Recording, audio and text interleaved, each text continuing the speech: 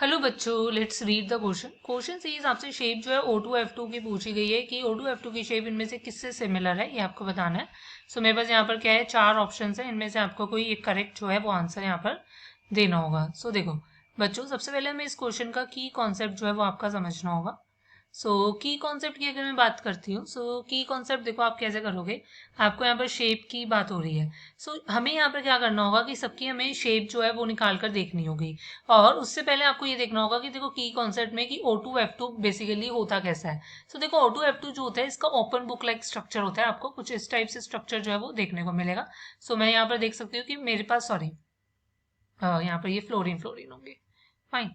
मेरे पास यहाँ पर क्या आपका एक पेरोक्सी लिंकेज बेसिकली आपको यहाँ पर देखने को मिल रहा है, ऑक्सीजन ऑक्सीजन, और उसके साथ आपके क्या FF जुड़े होंगे। ऐसा स्ट्रक्चर जिसके यहाँ पर ऑप्शंस में गिवन है उससे मैच हो जाएगा, वो आपका आंसर होगा। हमारे को इतना समझ में आ गया कि O2F2 is a open book like structure. मेरे पास जो फर्स्ट है वो क्या है, C2F2। देखो C2F2 बेसिकली क्या रिजेंबल करता है आपका C2H2 को, मतलब इथाइन को।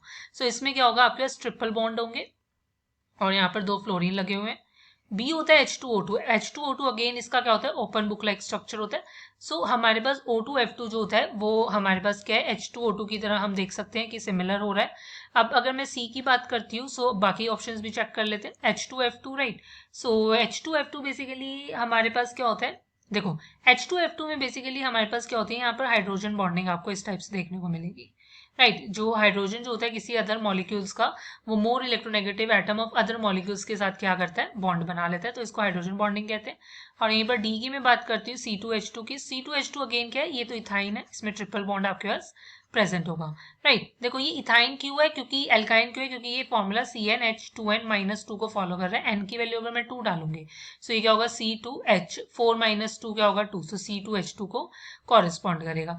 यहाँ से आपका जो फाइनल आंसर है वो आप क्या देख रहे हो कि हमारे पास जो O2F2 है वो किसको कॉरेस्पॉन्ड कर रहा है, आपके H2O2 को। That is the option B is the correct answer. Hope you understand it well. Best of luck. Thank you.